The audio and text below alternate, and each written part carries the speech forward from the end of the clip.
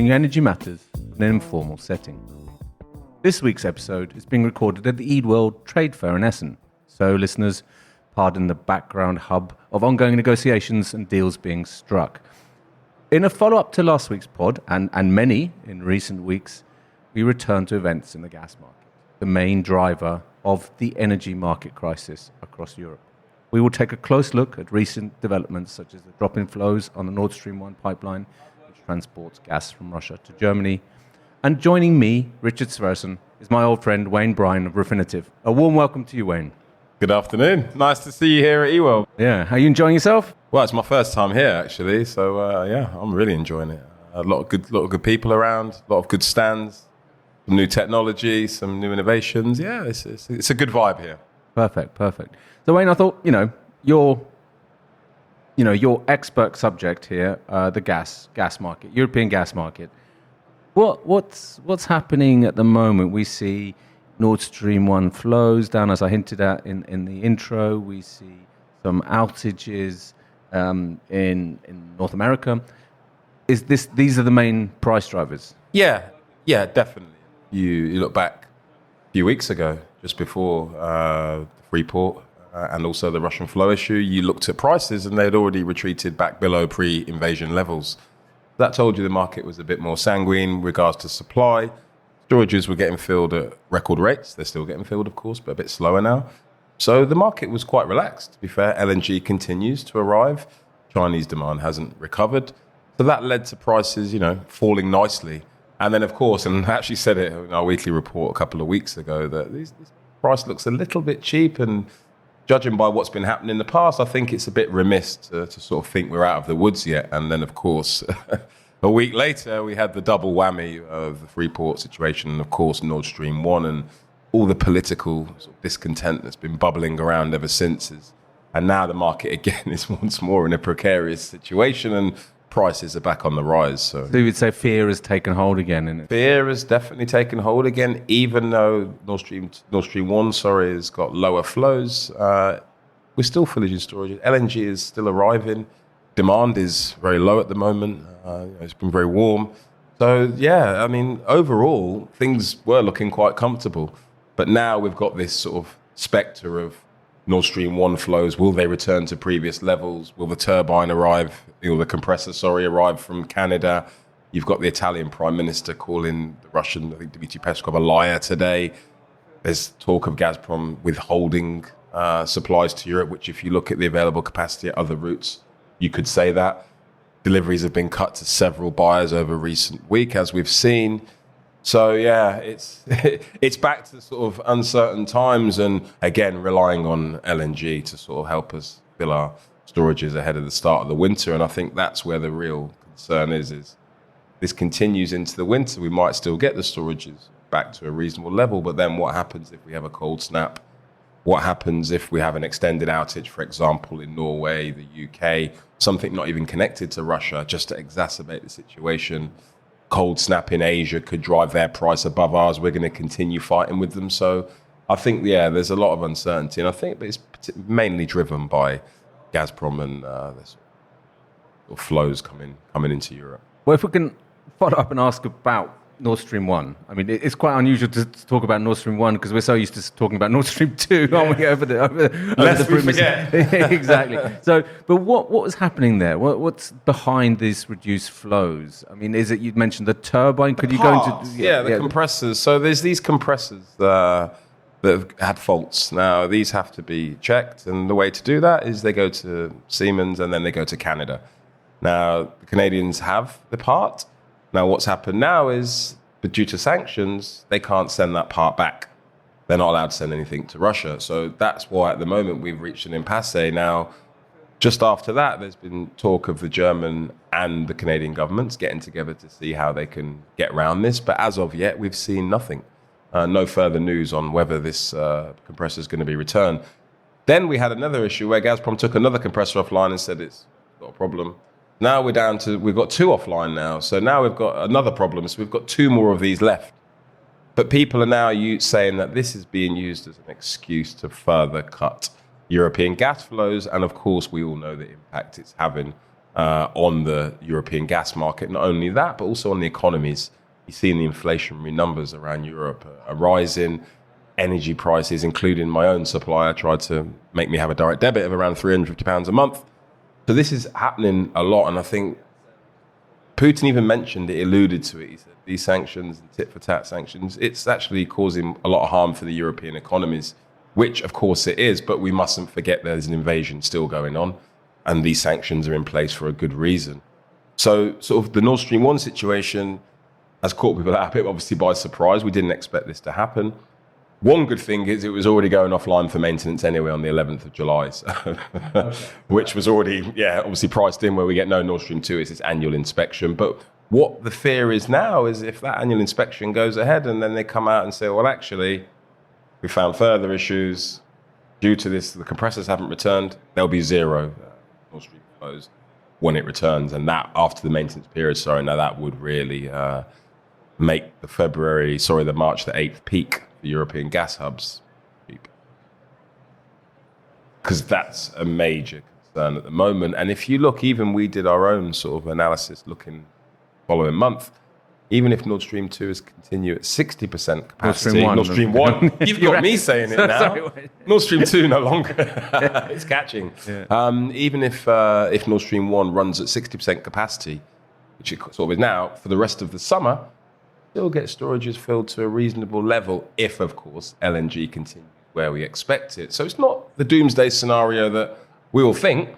However, like I said, the fact if it goes off completely or we get these problems going into the winter, this is when we really see prices continue to climb throughout the winter period. And of course, we could see some of these measures that have been talked about come into effect, cutting of industrial supply. We've seen, I think you saw additional coal-fired generation now allowed in the Netherlands. You're seeing they're bringing some back online in Germany, a bit of reserve lignite and coal. So these other measures, we might see some further draconian measures come into effect if we get into the winter in a similar situation.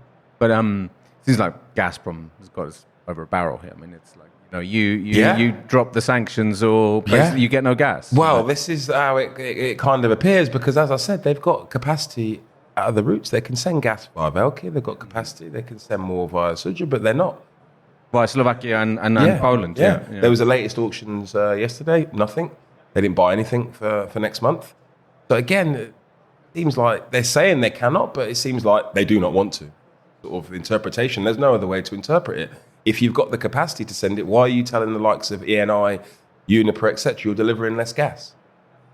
It's not just due to Nord Stream 1. There's other forces at play here, and I think that is the sort of overarching fear for the market at the moment. Absolutely. You can speculate what the intention is. Yeah. I mean, no one really knows except for really people sitting inside the Kremlin. Yeah, but we can look at the cold, hard facts, and we can say, okay, you can't send that through Nord Stream 1. However, you've got capacity at additional points, but you're not utilising that. So what does that tell you? And I think the Ukrainian GTSOU has already said, look, we'll transfer that capacity to Suja from Sohiranka, which obviously is under sort of separatist control, which is why they give the force majeure in the first place. But no, they said Gazprom still daily submit nominations, even though they get rejected every day. So there's a lot of political brinksmanship at play here. And at the end of the day, it's the consumers or us that are suffering here, because prices are getting higher. There's no respite for the consumer, even in the industrial side of it as well. You've got these smaller businesses now, costs are rising. And this is all really pressure's building, which is why we're seeing inflation where it is at the moment. So, yeah, it's very disconcerting, actually. Yeah, I mean, last week's pod, we looked at the whole geopolitics of it, and this is at the core of what's happening globally, isn't it? This really is, yeah. And the energy crisis, or energy sort of crisis driven by the invasion now has really shaken up, the economy globally as well. We're seeing the impact far-reaching, even with the grain exports and sort of, Africa shortage. So it's spreading, and I think the gas market it's now seems to be again the beginning of a real period of uncertainty due to Nord Stream 1, and we know Nord Stream 2 is never going to happen. Well, not very highly unlikely to ever happen. So, yeah, there's quite a lot of fear at the moment. But luckily, we have LNG. But then we had the Freeport. So at the moment, you can't win. Really, exactly. You can't win. if we, we've seen gas cut off initially to Poland, Bulgaria, Finland, Denmark, exactly, and now and France as well. So I mean, who's next? This is who else could is be there? Italy. Yeah. Who else is there? Who else can they? Who else can they? Or they might just further increase the percentage of the cuts to said countries. That again is still something that could be on the table. And again, they might use this compressor situation to sort of try and cut further through Nord Stream 1, I think. So if you're a politician in Rome or Berlin, you would be getting very, very scared of what's coming for the winter. If this is the intention behind the cuts, and you'd want to take some drastic steps, which you've already mentioned, and bringing coal back on, maybe curbing industrial demand, so we could maybe LNG see that expansions like Gate is well going to expand there. So there's more LNG capacity being built. There's more LNG coming online over the next 12 months as well. So these sort of measures can help mitigate, but we all know the complete halt of Russian gas puts Europe in a very, very, very difficult position. We are lucky it's the summer, as I mentioned. Once we get into the winter, and if the situation is kind of as it is now, I do fear for prices for everyone. Absolutely. I mean, we've had some fairly benign winters. Yeah, in recent years. We So have. maybe We're due. very cold one. We're due a very cold one. If it coincides with a colder period in Asia, and if also Chinese demand comes back, at the moment it's still quite suppressed, then we could be in trouble, and we'll see a lot of these measures actually being enacted. I mean, Sweden, obviously a small user, the latest to say, look, there could be a gas crisis ahead. We're looking at enacting a plan. The German plan's already out. I think 3 stages. We're only at stage 1. They said there's no need for the next couple of stages at the moment because gas is still coming. Customers are still being supplied. But once we start getting deeper into the summer, and if the situation hasn't improved, then you're going to see more of these gas plans come into effect, because the last thing we want to do is not be prepared going into the winter. And I think some of these might be sort of kick-started a bit earlier if things don't change. And I think as we get through July, see how the Nord Stream 1 maintenance period goes, see what happens on the other side. I think once we get towards the end of July and into the start of August, I think then if things haven't improved in terms of Russian flows, we're going to see some serious planning from various European countries. But as I said, the storage is at the moment in good position. We predict them, to be just shy of the 5-year average at the end of next month. So that is not a bad situation. You think to the last couple of years and where storages have been. Where we are now is, we're reasonably comfortable thanks to record storage injections in April, May, and I think in June as well. So far in June is not a record, but April and May were quite high. And this is, the storage injections have been centrally planned, pretty much, haven't they? So this has been, the onus has been targeted to fill these facilities ahead of the winter. But it will need further measures to enable them to fill without this additional Russian gas via Nord Stream 1. It needs other measures, which is why we're seeing all these plans spoken about. If we look further out, Wayne, you mentioned the LNG capacity that's coming. So, okay, we've got terminals being planned in Germany, in other parts of Europe. But where's the gas going to come from? Yes, good question. I mean, there's some new actually LNG facilities coming online to give us additional supply as well. But yeah, correct is there's only so much we can take at the moment. Of course, we get this additional capacity. Where is it coming from? And I think that's the question. And who wants it? Where will it go? I mean, the demand from Asia, again, is the big question. If that re-emerges, then we're going to be again fighting for them for that gas. But I think you've got US producers. Obviously, they've been maxing out. There's a couple more to come. But I think one more comes online. We've got Europe as well with a couple of more capacity coming online. So things are going to get a bit better. But it's just where will we be later on in the winter? I think, and even early into next year. There's so much now uncertainty ahead, and I think you nailed it when you mentioned the weather. How cold will it be? We are due a cold one. So yeah, there's a lot of these concerns are bubbling now, I think. But where are most of the concerns? Are they in the next 6 months, the next 18 months, or 3 to 5 year time period? Where is the biggest squeeze going to happen? Would you say in the next six months? The next 6 to 12 months for sure, because if we have a winter scenario where it's erring on the bad side, as in I mentioned, there's a cut of flows, colder winter, ramp up in demand, supply constraints, etc., that then rolls into next summer as well. So kicking the can down the road. So I think the initial fear, because of the invasion, because of I call it Russian flow roulette, is what we've been seeing for months now. The real fear is the next 6 to 8 months. Surely it has to be. What happens further down the line will be a byproduct of what happens over these next 6 to 8 months, which at the moment is, it's fraught with uncertainty. So I think the focus now is on getting first. I think the first stage is, can we get to the start of winter with storages at the required fill levels? That'll give us a bit more confidence. I think that's the first post we need to get to. Once we're there, we then need to get through the winter. And that involves a whole multitude of different things that, as we know over recent years, on the up and down side, that can affect how the winter ends. So, but the main concern now is, let's get these storages filled, give us a bit of confidence, and let's hope that the invasion ends, which doesn't look likely. It seems like we're in for a bit of a long haul at the moment. And while that invasion goes on, it means the sanction goes on. It means the West keeps supplying weapons to Ukraine. Means the Russians are then looking for other ways to hurt the West. This tit for tat, I just see no end for it at the moment. And unfortunately for us, we've been so over-reliant on Russia for their molecules for all these years that we find ourselves now on, staring down the end of their sort of barrel, so to speak. It's that this next 6 months is key, really. And as you mentioned, the macroeconomic picture isn't that rosy either, with the inflationary pressure, with interest rates, with cost of living crisis across Europe. So supply chain issues. There's a whole multitude of problems at the moment, and energy is unfortunately for us at the centre of it at the minute, and it's responsible for a lot of the sort of issues we're seeing, which again comes from the start of the invasion.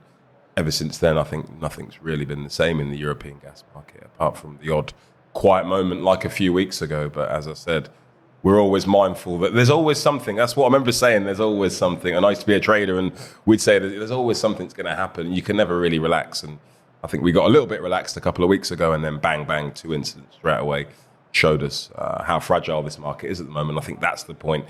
Any small problem exacerbates what is already a sort of market on tenterhooks. And you've seen some of the wild swings in prices, and it shows you that there's a lot of concern there. I mean, there's been talk as well in media, as well as politicians talking about potential rationing of energy. Is that a likely scenario, would you say? I think it could be, but not for, I think as domestic users, we're always going to be safe. But I think in terms of the industrials, you'll be looking to cut your large industrial consumers first, so your ceramics, bricks, all these sort of heavy chemical industry, excuse me, heavy duty. I mean, that's part of the plan anyway. Like the UK, you have the interruptible contracts. So a lot of people are on these interruptible contracts, which means the government can step in, or National Grid step in and say, right, we're now cutting your gas. And that can help. And of course, I think I was reading the German plan. They have that as well. They'll start doing that. We're seeing, more coal being allowed to be for power generation. So there's a lot of measures that can help. But I think if we continue on the same vein in terms of the lower levels of Russian flows going into August, I think we'll start to see these measures come into force even before the winter starts. I think that would be the most prudent plan. If we're still fraught with risk and we don't think the storage can be filled, let's start that plan a bit earlier, make sure these storages are filled. But again, that's going to hurt the economy. You're telling the producers of whatever you're producing to stop producing. Again, it's not great for what's already an economy that's already in a lot of trouble. So, but I think we may see it if the supply side doesn't improve. I think we may see it. And again, the Freeport thing really didn't help as well. Yeah, I know. But how would that be managed, though, Wayne? I mean, who decides where to cut and what to cut and how much? I mean, is that the TSO? Is it regulator? I think you can't. Well, in Germany, for start, it comes from the regulator, and I think in the UK's instance, National Grid. And I imagine it's all the sort of respective owners of the grids in the respective countries, like Holland, Netherlands, etc. So they are the ones that decide that. But I think it's going to come from the politicians as well, because politicians don't want to see prices like this, don't want to see inflation like this, and they also realise that energy is at the heart of it, which is why you're seeing a lot of these comments now coming from like the likes of Mario Draghi, etc., where he, like I said, he called Pesco a liar. I mean, it's quite strong words. You don't normally hear these it's very strong words to say, and it kind of shows you the stress they're under as well, which means there will be aggressive cuts where they see fit to ensure, security of supply for people like you and I that heat our homes. The ratcheting up of the rhetoric. It's a bad sign for me. That's a really bad sign.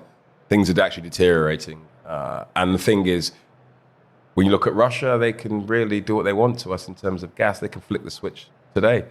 And I know you look at their own situation, what they're going to do with the gas. How are their storages looking? And the data coming out of Russia is sketchy at the least, but even more so at the moment. But we know the production has fallen. We know obviously exports are falling. But what about the storages as well? When their storages get to a level, what will they do? Will they flare, burn the gas off themselves? I mean, but that's the problem for us in Europe. And I think this stronger the rhetoric gets, the more you're sort of poking the stick into the bear, so to speak. And then we could see, let's see how you like this. And off we go with no Russian gas at all for a few days and see what that does to the prices. See how you like it too. Exactly. Yeah. I mean, could you ever imagine the situation which we've seen in Australia where they just says trading has stopped, markets are all closed? Someone said that the market could stop. TTF, MBP, these markets are broken, let's stop. It'd be unprecedented, obviously. Completely unprecedented, like with price caps. I've read about these sort of price cap, but that's the whole point of these markets. Liquid markets need freedom.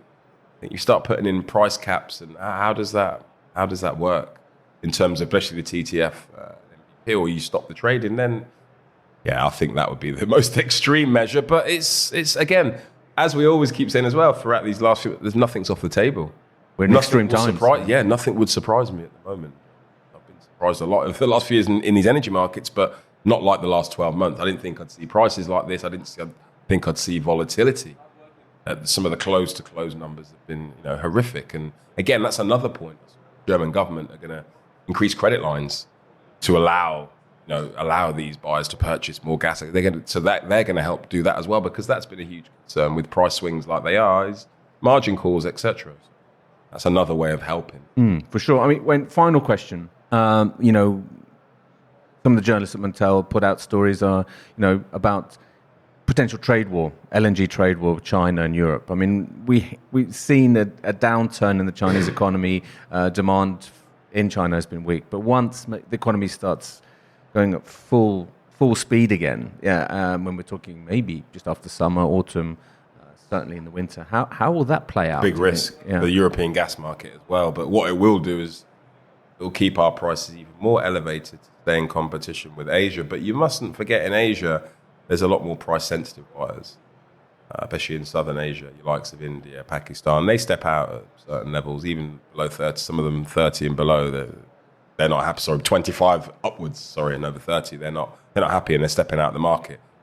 So that might reduce a bit of demand. But you're right in your assumption. If we see a complete takeoff in China again, then we need to be slightly concerned. However, we mustn't forget the fact that China now has more domestic gas storage. They have more pipeline supply through the power of Siberia. They have more domestic production as well. So they're a bit more prepared than they were, say, a year or two ago. And you look at some of the other Asian big buyers like your Japan and Korea, pretty reasonable levels of storage. Things are not as tight as they were, say, a year or two ago when we saw like in Asia that actually followed. So it's a concern, though. If a full return to Chinese sort of demand, then it is a concern for this market for sure.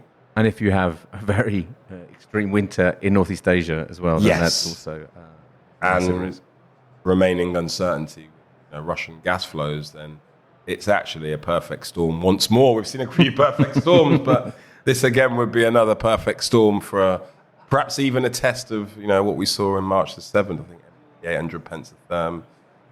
We could even see we would see these levels beaten if we saw a multitude of issues surface at the same time, as well as a resurgence of Chinese demand. So again, it's just a future few months fraught with uncertainty, risk. I think there's going to be a lot of people tearing their hairs out over the next few months, whether that's traders, analysts, journalists. We're all in a similar sort of boat at the moment with so many things going on and a lot of uncertainty. Wayne, always a pleasure having you on the pod. So thanks very much for joining us this week from eWorld. You're welcome. Always a pleasure. So listeners, you can now follow the podcast on our own Twitter account, aptly named the Montel Weekly Podcast. Please direct message any suggestions, questions, or, let us know if you think you have a good idea for a guest on the show. You can also send us an email to podcast@montelnews.com. Lastly, remember to keep up to date with all that's happening in energy markets on Montel News. You can subscribe on Apple Podcasts and Spotify, or wherever you get your podcasts from. Thank you and goodbye.